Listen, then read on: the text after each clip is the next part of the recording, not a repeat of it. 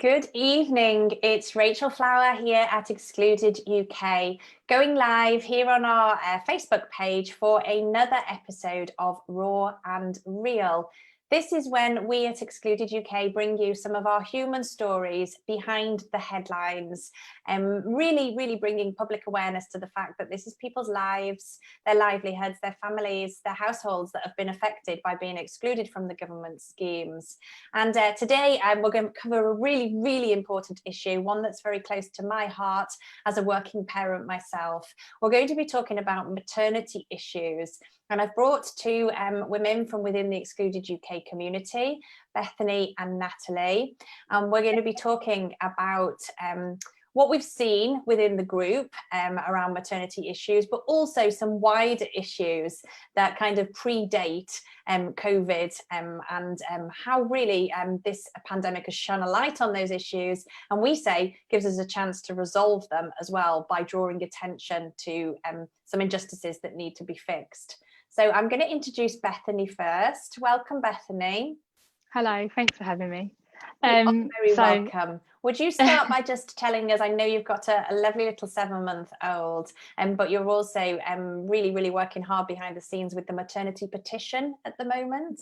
Yes. So I'm one of the petition leaders to extend maternity in light of COVID, along with the creators, but we've been working with the committee since it launched in April to really get this sorted. So there's over 227,000 that have now signed. It keeps growing every day, but it's been a long journey in terms of we've been fighting this, in fact, since March. We've waited for the UK Parliament to make it live. It was live in April, and then since then we've had 3 evidence sessions. We've had 2 surveys that they've been branched out to the petitioners' signatures, and the committee have done really well in gathering all the evidence for us. And now we're just waiting for this report, because the committee can't put our petition to a parliamentary debate within the chambers. We're having to rely on this report. So you're finding yourself in the middle of all the due process, it sounds like. Yeah, when actually the situation you're trying to solve is very urgent. So just explain for the benefit of people watching what the petition is asking for, essentially, what you want to achieve. So it's basically asking for 3 months extra statutory maternity pay or maternity allowance. So at the moment we get a pay of up to 39 weeks, and we can have a whole of 52 weeks of leave. However, the last 13 weeks is unpaid. But because, like for me, I would technically only be able to stay in the full 39 weeks before I have to return. But I'm not unable to return to work at 39 weeks because of the pause in our maternity in the last 3 months or more. So we're asking for the committee to basically, what we've missed is to put it on the end, so then most of us could continue our maternity leave without having to be forced back to work, because we're not getting on no pay to then fulfill our mortgages, our bills, our rent, etc. But it is also to basically extend it all together. So extend the statutory maternity pay from 39 weeks to 52 weeks, but then add the last 3 months still unpaid for those who wish to still carry on and unable to sort of afford that unpaid leave circumstance. Okay, and so I've spoken to some examples falling within the group who need this help that you're describing, and to bring this to life. They might be due to go back to work shortly, or even already during the pandemic. They've not been able to because they got no childcare, the nurseries aren't open, they can't ask grandparents to take care of the children, and during that period now they're been put on unpaid leave with absolutely no support whatsoever. Yes, so I do fall into that category. The nursery that I was relying on is no longer there. So for most of us, we was in a lockdown when we was meant to be searching for nurseries. So we're unable to find nursery care because we have an under 1, and they are prioritising those children that have already got places and not actually focusing on the babies that need actual care. But also I spoke to a nursery that in their baby room, they have up to 8. And because of their ratio of, they have to give contact one-on-one care, they can't isolate with a baby. They're changing the ratio from 8 babies to 6 babies. So there's also a issue in trying to find a nursery at all, when in my area down in the southeast there's more babies than there is nurseries, and there's a cry out for care also, but because within nurseries they are mostly privately owned, and until they're suffering due to the COVID pandemic, and they are unable to get the funding because they're just, you know, in crisis as well. So it's kind of spiraling into chains of affecting everyone in that sense. But you know, that's just childcare, and we haven't been able to weigh our babies, we haven't been able to feed our babies. You know, we've just been, you know, I know mothers have been crying out on social media for help, and that's not the way that we should be crying for help. There's people, you know, having postnatal depression and have not been able to get any care, and we just want to get the care, get the physio to build our bodies back together from our labours to actually, you know, get ourselves ready and to introduce our babies, you know, into the world before we having to put them into nursery for, you know, 10 hours of a day. You know, we can't look at nurseries at the moment. We can't introduce them into a nursery environment because of classes are shut, because of the nurseries are shut. We can't incorporate them with our families. We can't even give them to our grandparents, our friends, our families, to give them a difference of sensation with someone else. So they are with us completely 24/7. My baby was 3 months old when he was in the lockdown. He's now over 7 months old. It took me almost, for most mums, certainly if you've had a traumatic birth or C-section, you can't leave the house until you're sort of 6 weeks or 12 weeks postpartum. So we've kind of got out there, and then we've been stuck in prison into our own home. Bethany, like, seriously, take my hat off to you. You've just described then really eloquently and very passionately, like, a whole range of quite complicated problems. It gave me goosebumps, really. And I think what upsets me most as well in what you're describing is this supposed to be a really happy time for new mums, and often it isn't anyway, just in the ordinary course of things, because there's so much to deal with kind of hormonally, and, you know, settling into a new routine, maybe finding new friendships, working out how to take care of this precious little thing. But it's very difficult for new mums, and you know, I really feel like you've had that time stolen away from you as well. And then you touched upon, you know, development needs for the children to be socialized that has not been there. So I think your petition is, you know, really powerful. You've got loads of signatures, as you say, but it's just about taking away one bit of the stress, isn't it? I mean, even if you just got the maternity allowance, it wouldn't solve all of those other problems, but at least it would start to ease some of the worry. It's going to certainly help. Yeah, it's going to certainly help the financial aspect in able to sort of, we can breathe, we can have a little bit of extra time, and then we can sort of, in where we are in COVID, we can kind of, how can we sort this out, giving us extra time to give our babies best introduction before being left, before we having to go back to work. Absolutely not too much to ask in my book, Bethany. I'm going to come back to you. Let's bring in Natalie. Hello. Thank you so much for being here also. I know you wanted to bring to light some of the wider issues around maternity allowance and how that's worked and how it's affected you. That's right. I think the main issue with maternity allowance, so I had a girl in 2007 in June, and I'm self-employed.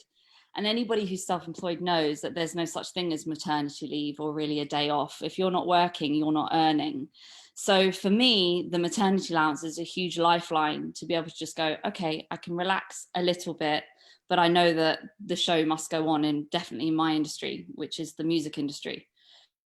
So I had my daughter, and I waited 5 months to get any of the maternity allowance, which was paid in one lump sum.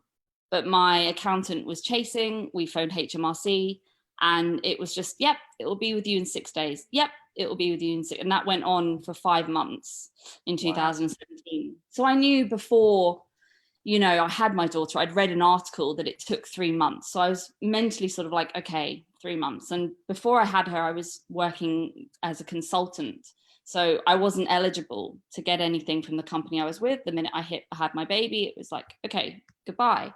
So I mentally knew I was going to be waiting 3 months for anything. And then it went to 5.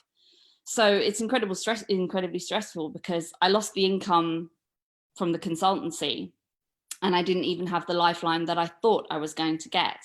And then I had a baby boy in January. And of course, you know, pretty much as soon as he was born, we were in lockdown. And the same thing, I still haven't received my money at all. And again, we got an email about 3 weeks ago saying, yeah, 6 days, and still nothing. So I think it's incredibly frustrating because, as I say, a lot of women will think, well, that's a lifeline. I know that I'm going to get that. I'm legally entitled to it.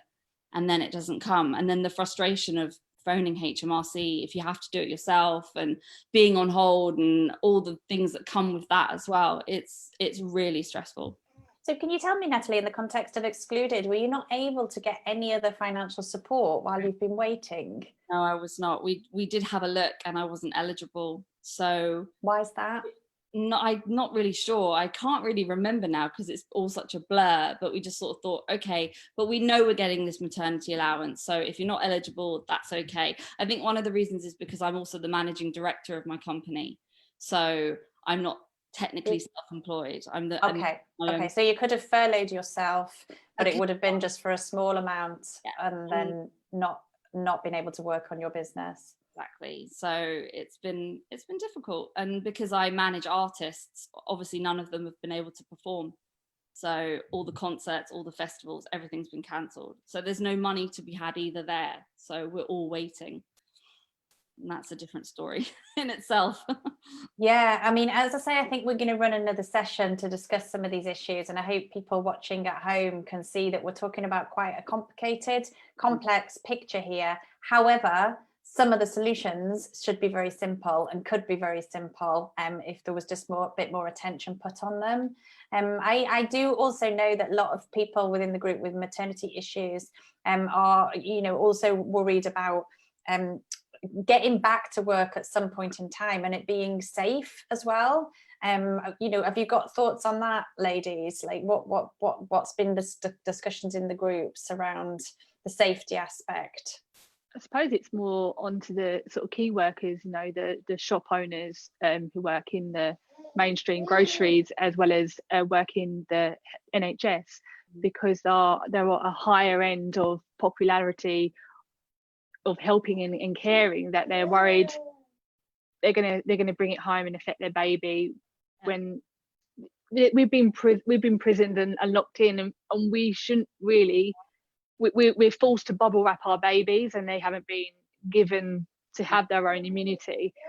So, we're going to be ending up to being back at work nearer to the winter, if not, part of the autumn, winter, where all the flus and everything comes in, and as well as corona, and there isn't much research. The worry is that there isn't much research in our children to whether how they're affected. Are they real carriers? If they're not, can they? A lot of mums are vulnerable. They've got asthma, they've got disabilities themselves, and their grandparents, etc. If they've got family to be have the care of their grandparents, look after their babies, then it's a real issue for them as well. So yeah, I hope that sort of explains. It does, and it's something that worries me a lot, because within the Excluded UK community, we have a large number of people who are shielded either through their own health concerns or because of children that have conditions, and they're actually being forced to go back to work or to think about going back to work because they've been pushed into financial hardship, and that really, really concerns us. And I think for your group of people that you're representing today, that's a real concern. As you say, because your babies haven't been out being socialized and exposed, and then the key worker point is a really important one as well. It's also that the babies have not been diagnosed with the issues that is going on in at home. Before lockdown, my baby was in hospital because he had blood in his thick, so he had to have an X-ray, he had to have bloods and stuff. But that's just one element. I'm sure there's other stories, but there's got to be, out of the 227,000 of parents that have signed the petition with all their babies, there's got to be some sort of scary issues that they've not been able to get any help for their babies, and be diagnosed with whatever they have, because we've been in lockdown. We're not as their priority at this moment to receive any care. Yeah. I really am happy that we've had an opportunity to talk about this, but I think we need to come and have another session. And I think, you know, one of the things that really concerns me, and I keep saying this on every session that I do, but we have an impending mental health crisis within this excluded community as a whole. And then I think, you know, recognizing that postnatally women need a huge amount of support, and we normally rely on having our friends and family around us. And I know when my babies were young, you know, having access to like NCT friends and people to get out and about with, you've missed all of that, haven't you? I'm sick of waking up every morning now and me and my boy are just alone. My husband is working, he's a key worker. I literally just am in here and we're alone. I'm just sick of it, and I can't wait for life to be normal, but whenever that is, I don't know. And I know we can only sit in our own home. We can only gather in our own thoughts, and we try and be positive. We try and think that we haven't lost a loved one, and etc. And we just try and be positive in what we've got, etc. But it's hard. It is hard. When you wake up, when you've got a baby, everything's changed. We was working not long ago. We was in our own element, and we was in control of our own life. And now it's all been blown up. We've got a baby to look after. We're alone. We can't go out and enjoy our maternity. For me, we tried to conceive our child for 2.5 years. We planned this. I was with my employer for 10 years before going on maternity, and it's all just been destroyed. Because I say about the development side, because I sometimes wonder, because when I had my daughter, by 4 months we were out, we were going to baby groups, we had the ability to meet people and do sensory stuff.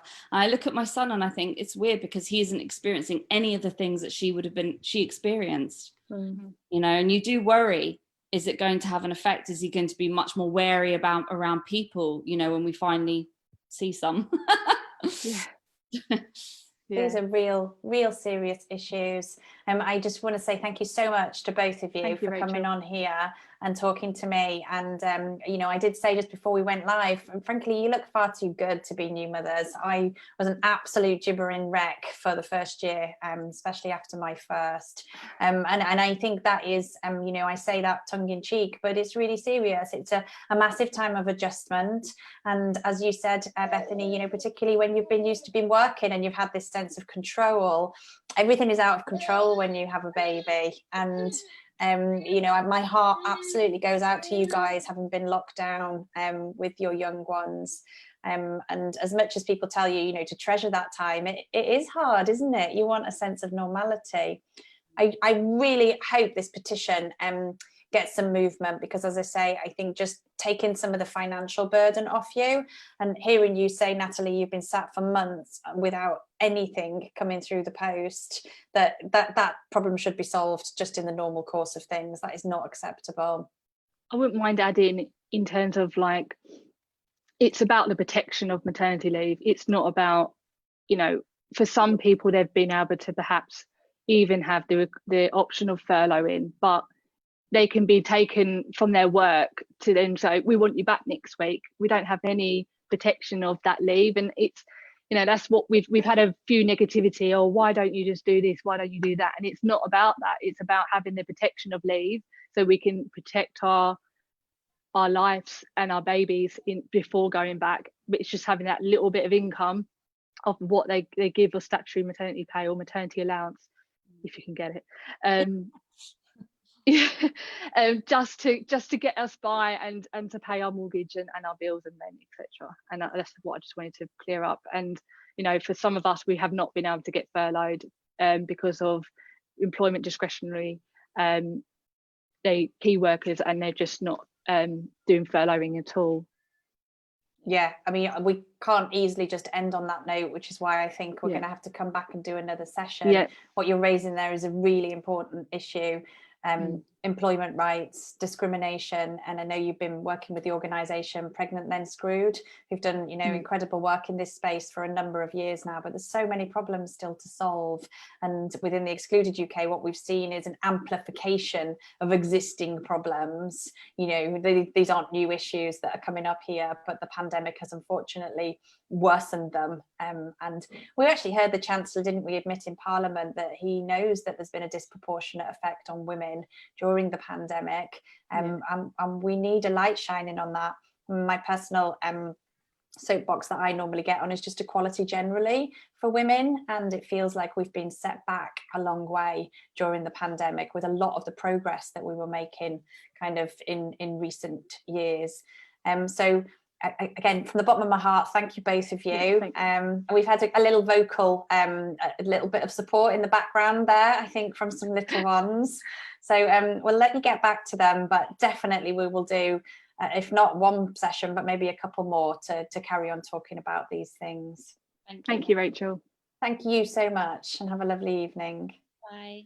That's another episode coming to an end of Raw and Real, a really serious issue, and I will be back again at 6 o'clock tomorrow. I hope you'll tune in. The point of these is to bring awareness, so I would love it if you would share with your friends and family on your social media. It would be great to get more people behind this cause on maternity issues who aren't affected necessarily by being excluded, but I think this is going to really pull at the heart of people that have been through maternity and know what it's like to need to adapt in the aftermath of starting a family, and to have all of these difficulties laid on top is just so heartbreaking to listen to. So thank you for listening, and please do share. Bye for now.